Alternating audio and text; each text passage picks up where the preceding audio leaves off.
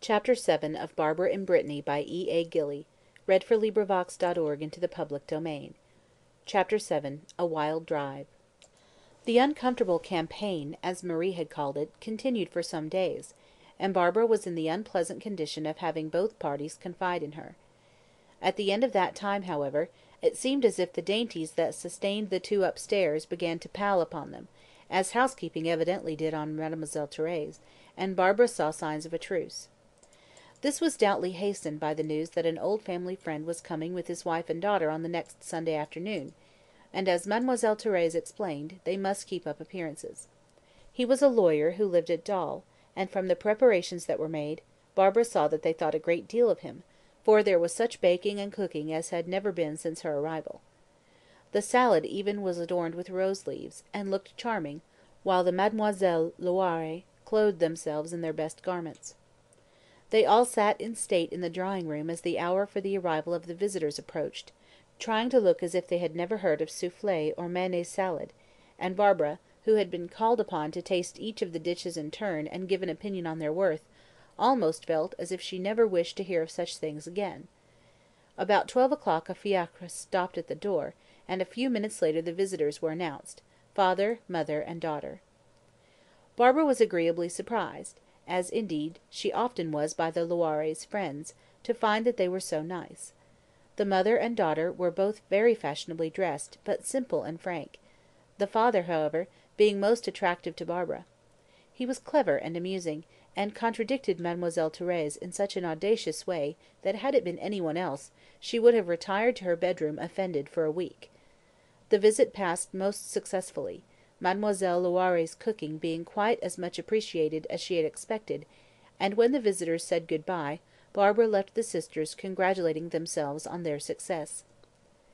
A few days later the final word was added to the truce between the sisters by Mademoiselle Thérèse proposing that she should stay at home and look after the house, while her sister took Barbara and Marie for a visit to Cancale, whose beauties, Mademoiselle Thérèse assured Barbara, had a world-wide renown.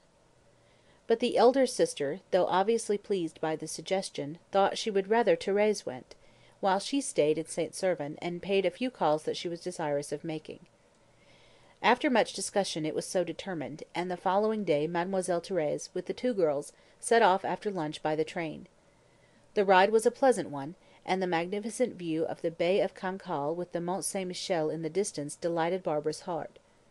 She much preferred the quaint little fishing village, La Houle, nesting at the foot of the cliffs, to the more fashionable quarter of the town, but Mademoiselle Thérèse, who was bent on seeing the fashions of the visitors, led the way with energy to the hotel half-way up the cliff.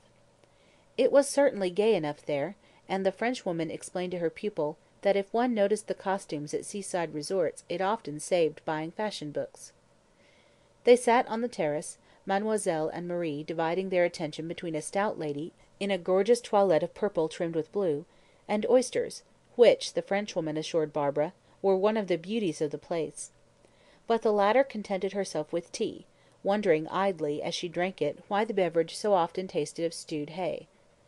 After their refreshment they strolled round the town, and then sat upon the promenade, watching the sun travel slowly down the sky towards the sea-line.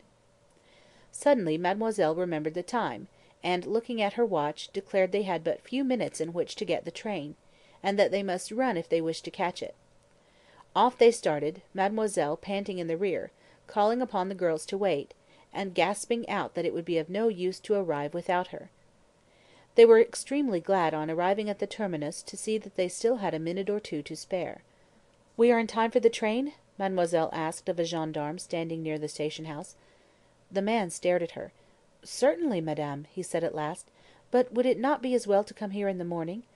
"In the morning!" she echoed. "You foolish fellow! We want to go by this train. It should be here now. It leaves at 7:30. "Ah!" the man said, and he seemed to understand. "I fear you have lost that train by several days. It went last Sunday." "What!" screamed mademoiselle. "How dare you mock me? I will report you." "That must be as madame wishes," returned the man with horrible calmness. "But the train madame wishes to get only runs on Sundays, and therefore she must wait several days for the next. If any other train will do, there is one in the morning at 9:30.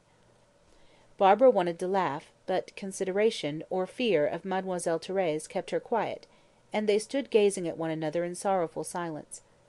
A 10-mile walk at 7:30 in the evening, unless with very choice companions, is not an unmitigated pleasure, especially when one has been walking during the day.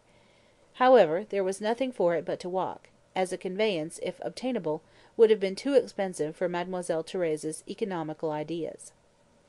They declared at first that it was a lovely evening, and began to cheer their way by sprightly conversation, but a mile or two of dusty highroad told upon them, and silence fell with the darkness. It was a particularly hot evening, too, and great heat, as every one knows, frequently tends to irritation, so perhaps their silence was judicious. Mademoiselle Thérèse kept murmuring at intervals that it really was most annoying, as her sister would have been expecting them much earlier, and would be so vexed. Perhaps a vision of a second retirement, which no family friend would come to relieve, floated before her eyes. More than half the distance had been covered when they heard the sound of wheels behind them. "A carriage!" cried Mademoiselle, roused to sudden energy.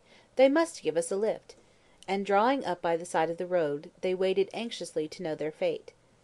It was fairly dark by this time, and they could not distinguish things clearly, but they saw a big horse, with a light open cart behind. When Mademoiselle first began to speak, the driver took not the least notice, but after going a few yards, pursued by her with praiseworthy diligence and surprising vigour, he pulled up and pointed to the seat behind, the place beside him being already filled with a trunk. The wanderers scrambled in joyfully, greatly pleased with their good luck, and it was not until they were in their places, and near the man, that they discovered he had been drinking freely, and was not as clear-headed as he might have been. If there had been time they would all have got out again, but he whipped up so quickly that there was no chance. He continued to whip up, moreover, till they were going at a most breakneck speed. Mademoiselle, clinging madly to the side of the cart, begged him in the midst of her gasps and exclamations to let them descend, but the more she begged, and the more desperate she became, the better pleased he seemed, and it really looked as if they might all be thrown into the ditch.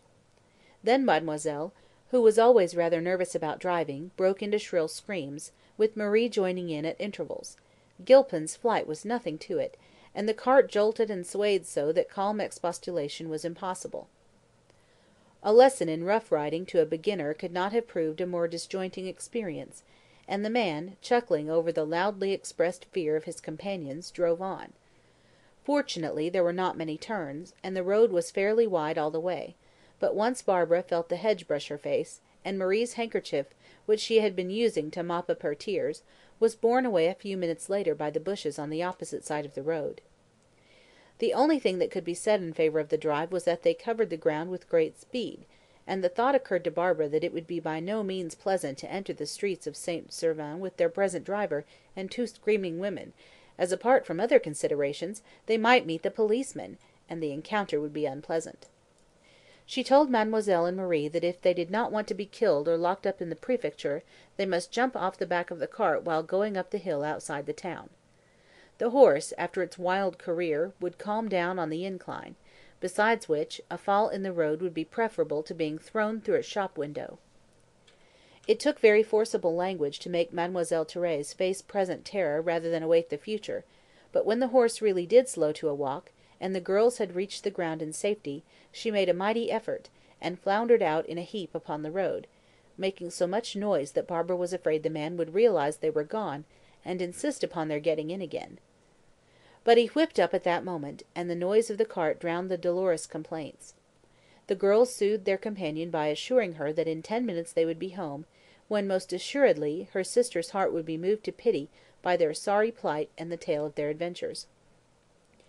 Just as they arrived at their own door they met Mademoiselle Loiré hurrying up, and her sister, thinking she was coming to look for them, and not knowing the reception she might get, fell upon her neck, pouring forth with incoherent sobs and explanations the tale of their woes.